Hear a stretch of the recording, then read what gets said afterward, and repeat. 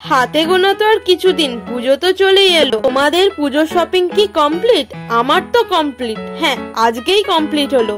আজকে আমি আর আমার বন্ধু চলে এসেছিলাম বিশাল মেগা মার্কেটে। তো এখানে আমি সব রকম কালেকশন দেখে কিছু জামা চয়েস করে নিলাম। তো আমার বন্ধুও কিছু জামা চয়েস করলো। তারপর আমরা বাজার কলকাতায় চলে যাই, সেখানেও ভালো ভালো কালেকশনের কিছু ছিল। তো সেই রকমই কিছু কালেকশন আমি ট্রায়াল দিয়ে দেখছিলাম।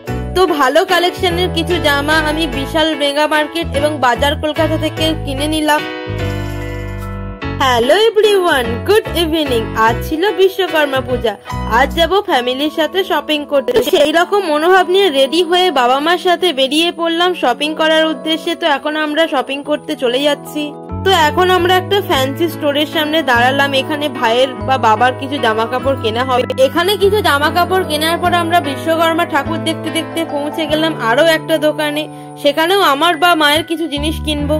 তো আমরা চলে এসেছি লোকনাথ বস্ত্রালয়। এখানে আমি ভালো ভালো কালেকশনের কিছু গ্রাউন্ড, কিছু লং কাট, অনেক কিছু জিনিস দেখতে পেলাম, সেগুলো কিনে নিলাম। আমাদের শপিং করা কমপ্লিট হয়ে গেল। তো আবারও বিশ্বকর্মা ঠাকুর দেখতে দেখতে বাড়ি যাওয়ার উদ্দেশ্যে রওনা হলাম। আমাদের এইদিকে বিশ্বকর্মা ঠাকুরের পুজো হচ্ছে, খুব সুন্দর লাইটিং দিয়ে সাজানো হয়েছে সব জায়গাগুলো। এগুলোই দেখতে দেখতে প্রায় বাড়ির কাছে আমরা চলে এসেছি। লাস্টে আমি আবারও দু একটা ঠাকুর দেখে নিলাম। তারপর আমরা আবারও বাড়ি ফেরার পথে রওনা হলাম। অনেকটা রাত হয়ে গিয়েছিল, আমাদের বাড়ি ফিরতে হবে। তো আজকের মতো এটুকুই, দেখা হবে আবার পরবর্তী কোনো ভিডিওতে। ততক্ষণের জন্য টাটা। তোমরা সবাই ভালো থেকো, সুস্থ থেকো।